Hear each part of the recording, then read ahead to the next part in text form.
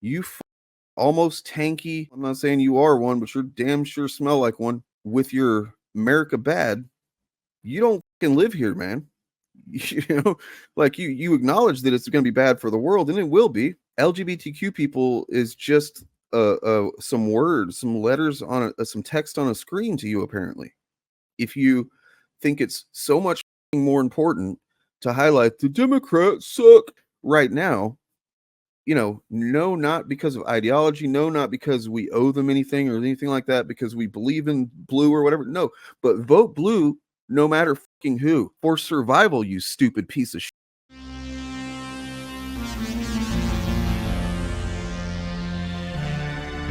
It's like I was made for this. You don't want to not be prepared for this if it happens. You don't want to be blindsided by it.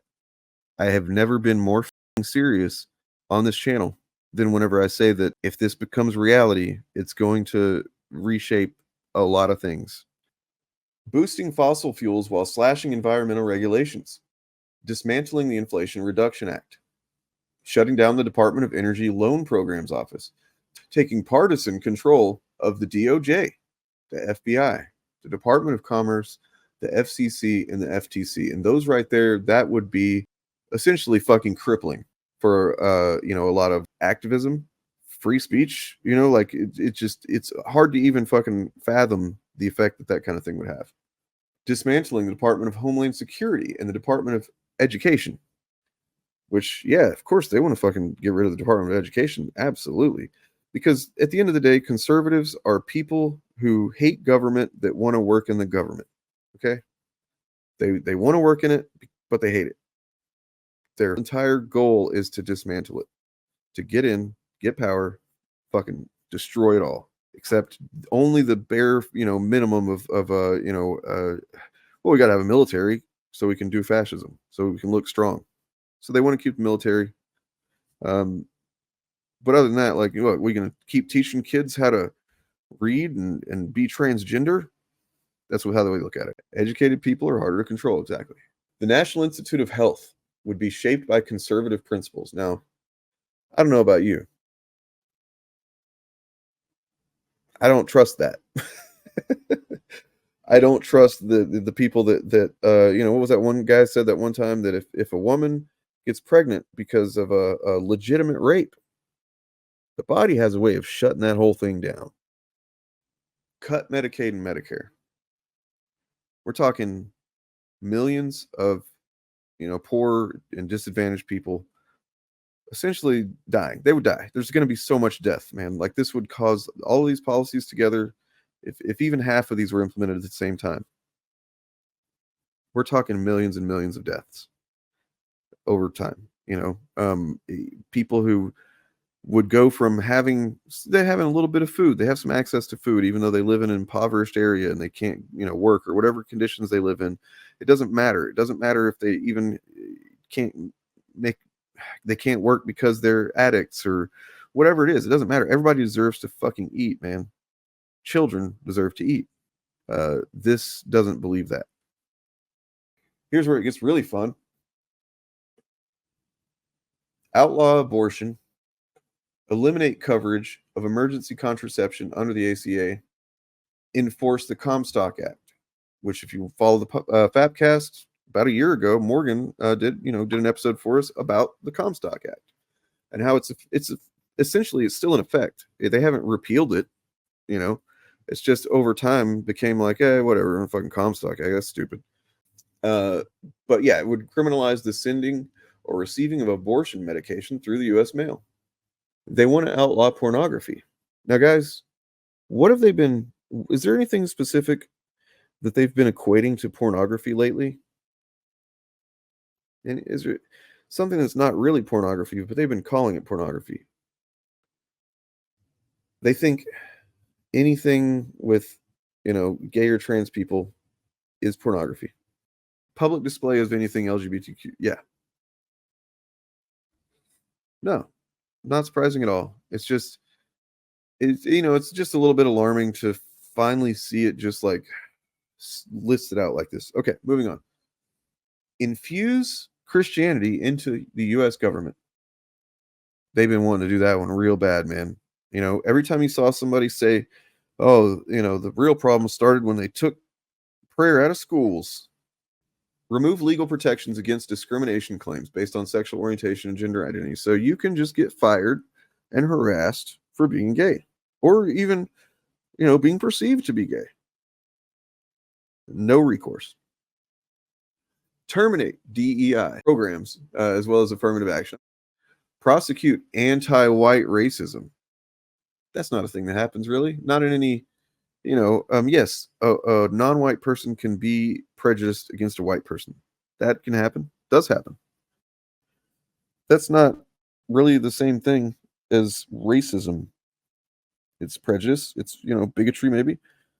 It's discriminatory, absolutely. And it's just kind of shitty overall. It's not racism in the same way that we talk about systemic racism. Enact draconian anti-immigration laws, including mass deportations and detentions of undocumented immigrants. Now, we started to see this under Trump, and then some of that has actually carried over under the Biden administration, and, you know, which he deserves some criticism.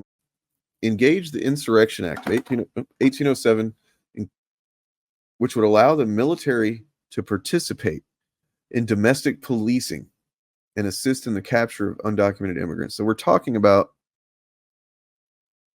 it's not a military anymore. Like the difference between the military and the police should be very distinct. And it has been, you know, generally should be. It's been breaking down, you know what I'm saying? Whenever, because you get people that go, they join the military, they go fight in fucking Afghanistan or whatever. They come back, they become cops.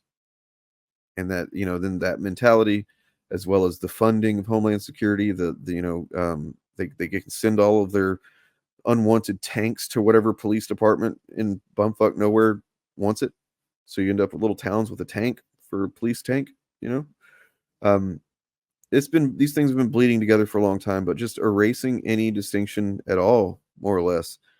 Well, you're creating the SS. Well, yeah, of course he wants to invoke the Insurrection Act on day one, because anything he does after that, he's covered. He's safe. Literally nobody can do anything to stop it, whatever he decides after that.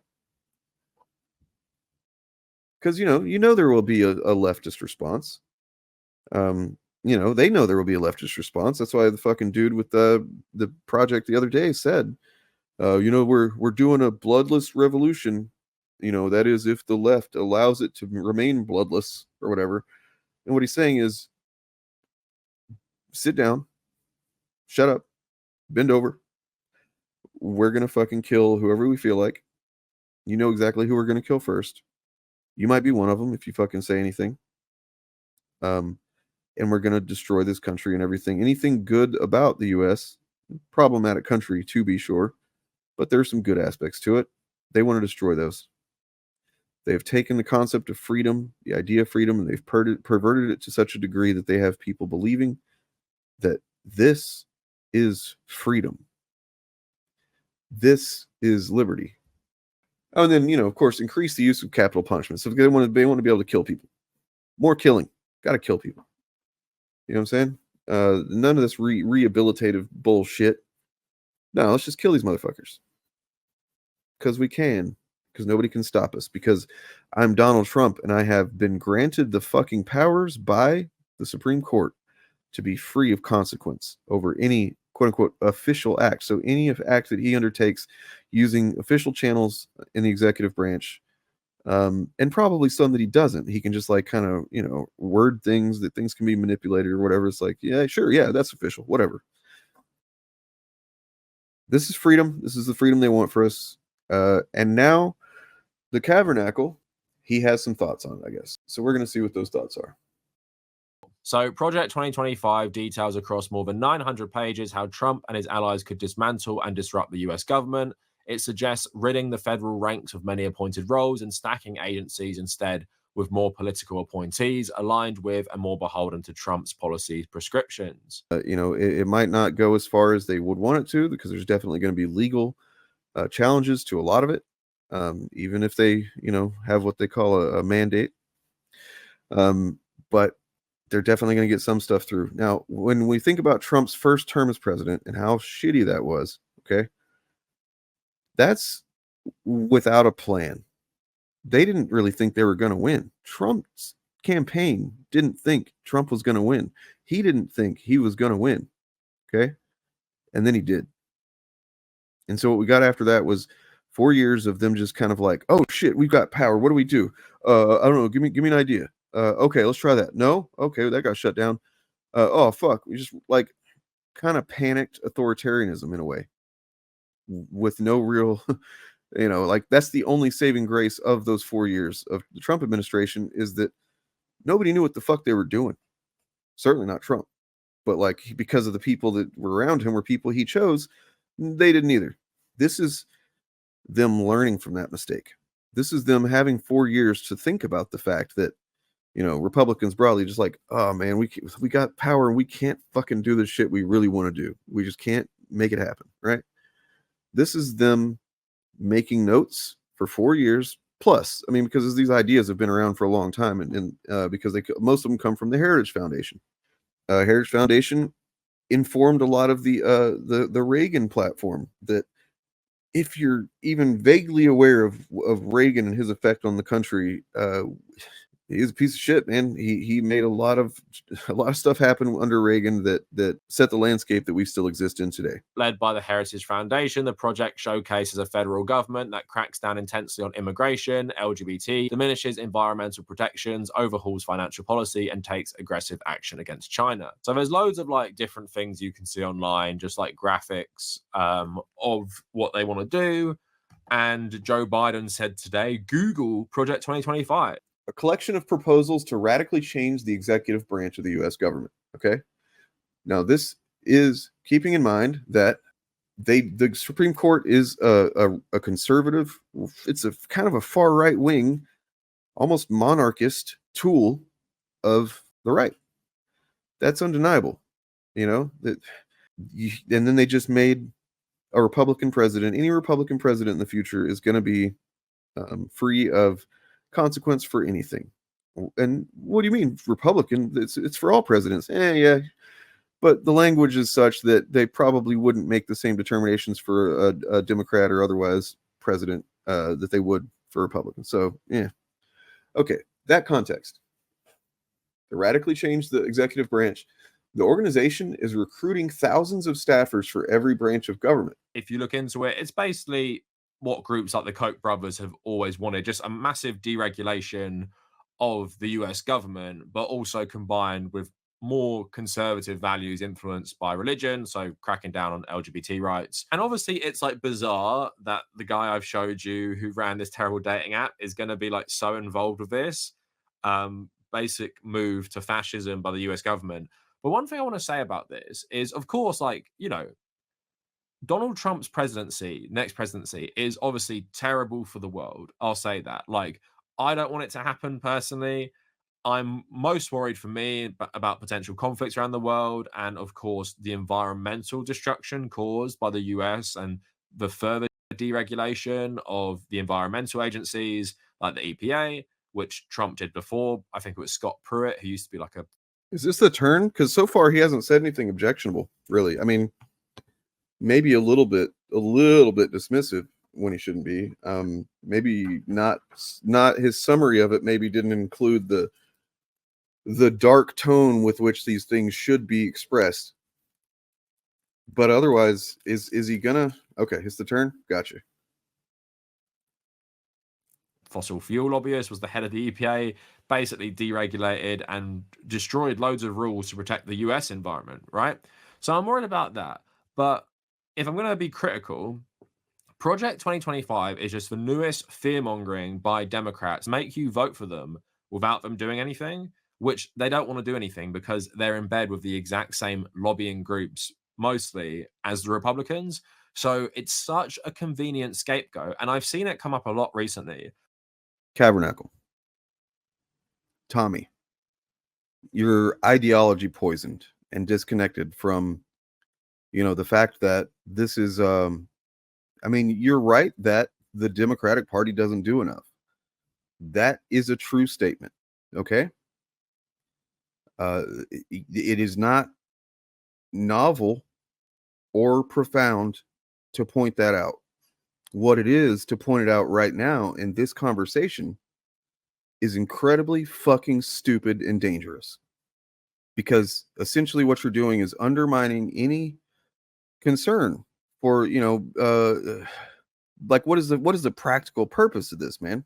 You know what I can tell you what the practical effect is if you, with your 150,000 subscribers, or a little less, I guess, sway enough people to be apathetic, it ensures this will happen. No, I don't believe that fucking Tommy Cahill, fucking Kavernacle on his own is going to cause that, but you're not the only one. You fucking, almost tanky, plus tanky people. I'm not saying you are one, but you're damn sure smell like one. With your America bad in any context, you don't fucking live here, man. Like you acknowledge that it's going to be bad for the world, and it will be. But LGBTQ people is just some words, some letters on some text on a screen to you, apparently.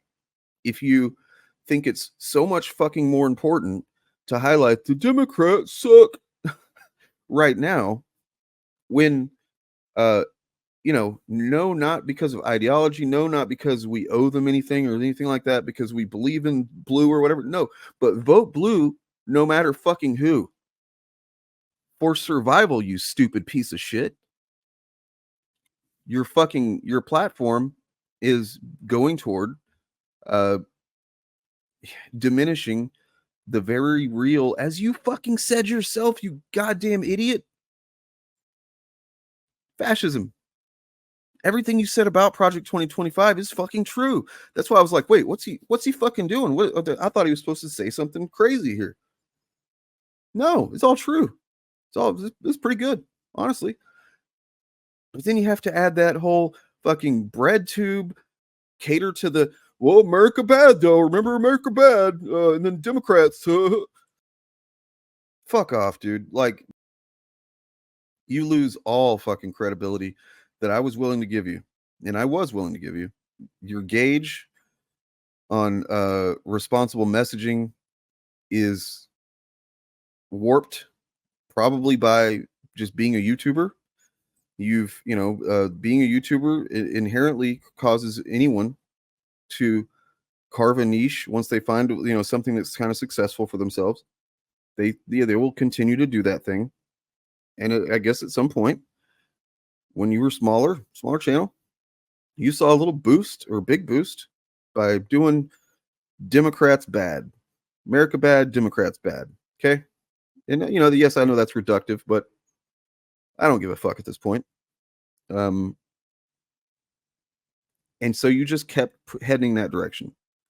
And I'm willing to bet that anytime you have made some very true and even based statements against the right politically in the US, you've also kind of snuck in, probably not even snuck, you just dropped it there like a fucking turd, but the Democrats, it's just a convenient scapegoat.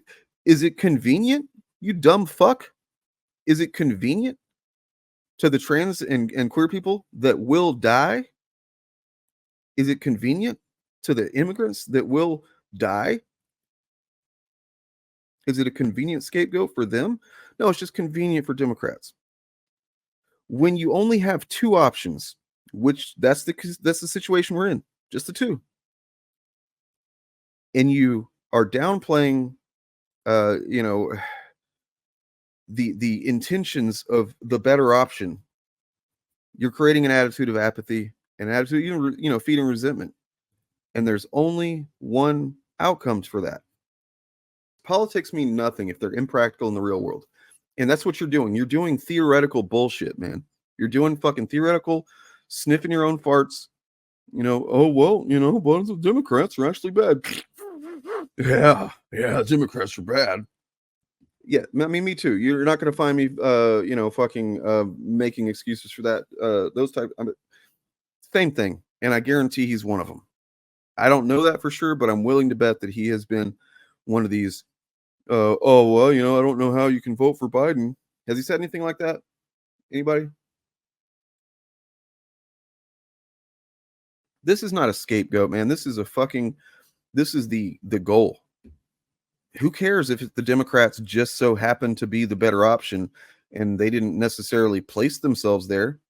But I mean, they kind of did by not pushing fucking openly hateful policies, man. Have they given enough for the working class? Absolutely not. Have they done enough? Fuck no.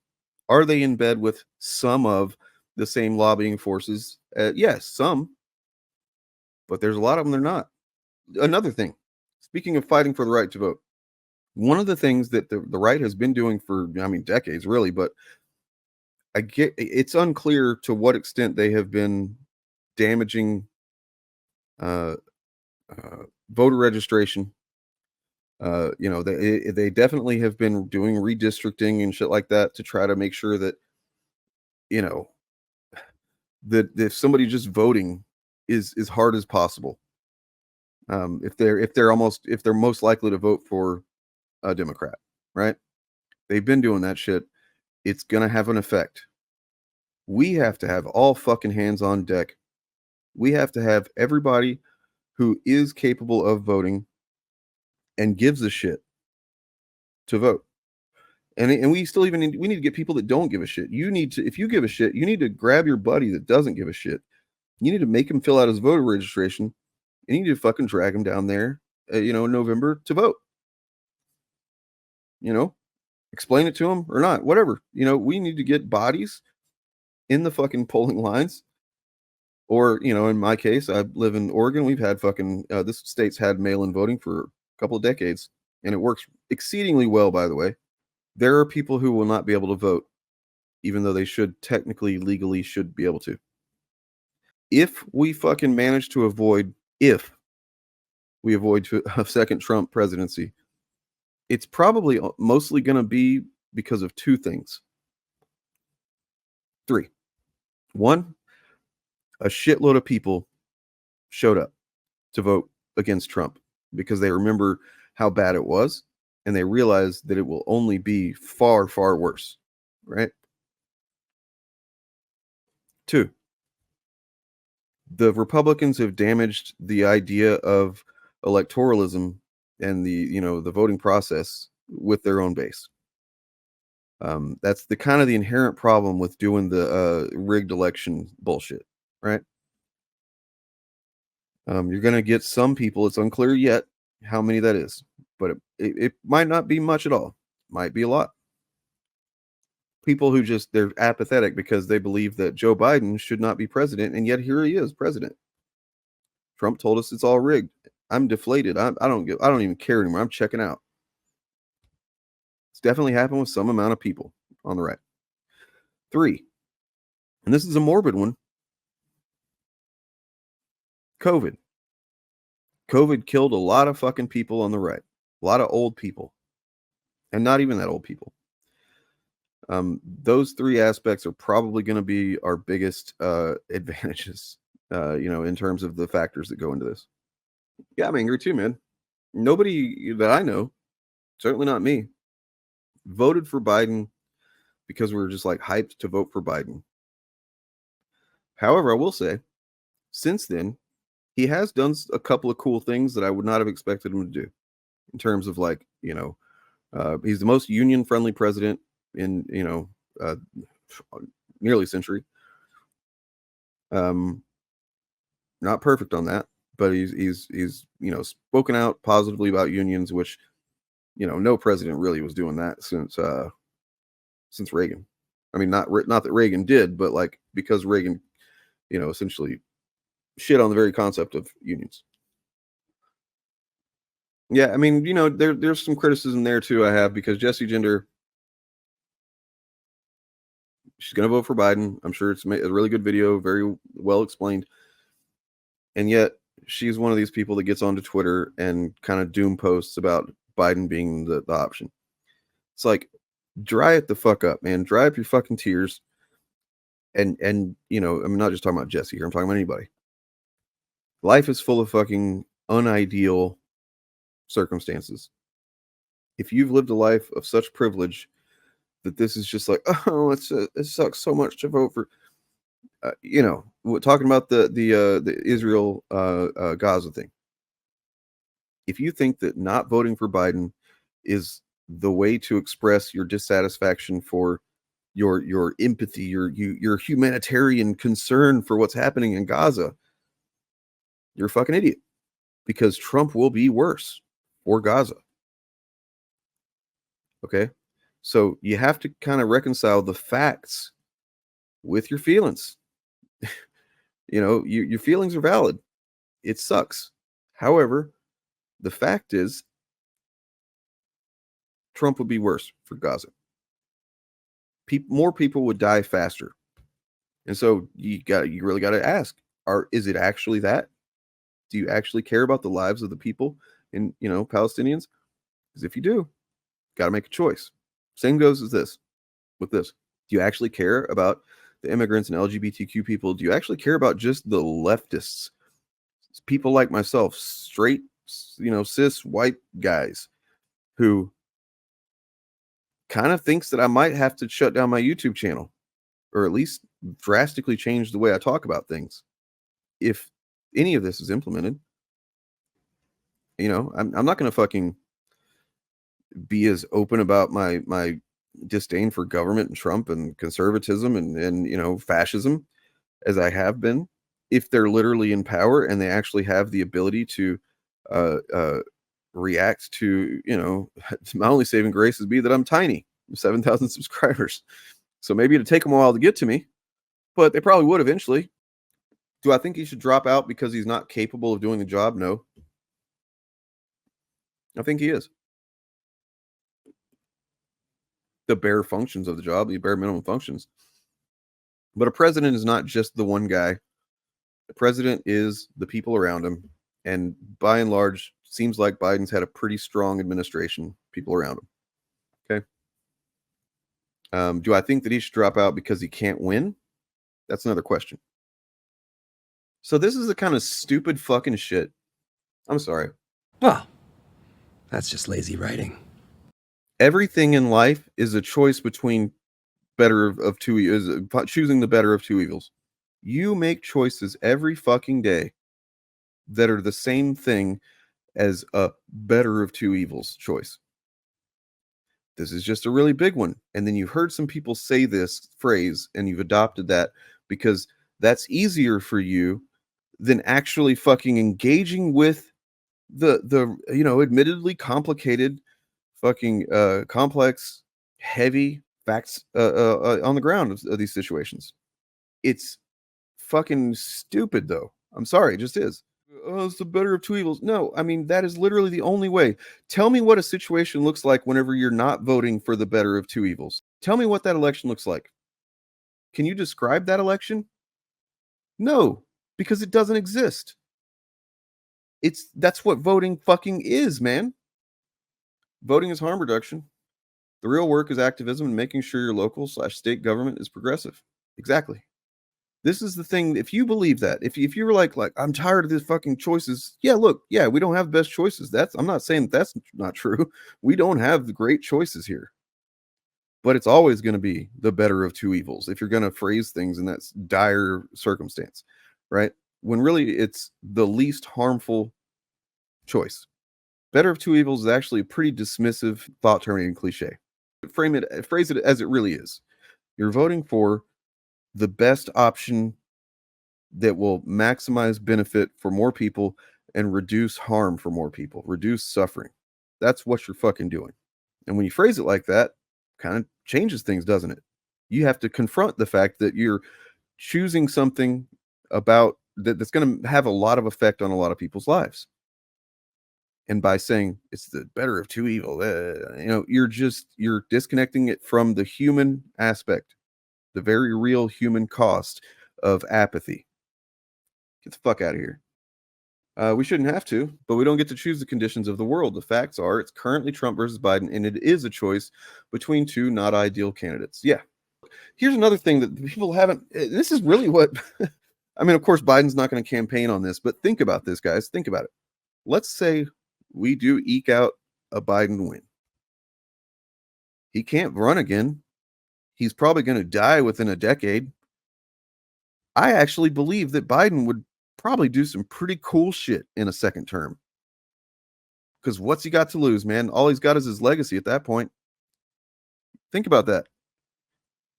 You know what I'm saying? Like, I don't know what it would be. I don't know what he would consider to be, worthwhile of his legacy or that he could actually get to accomplished, especially if we have like a fucking locked up judiciary and legislative branch.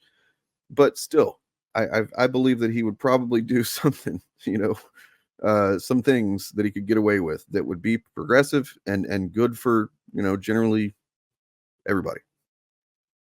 Because who the fuck cares? Like, what's he got to lose, right? Don't let perfect be the enemy of good.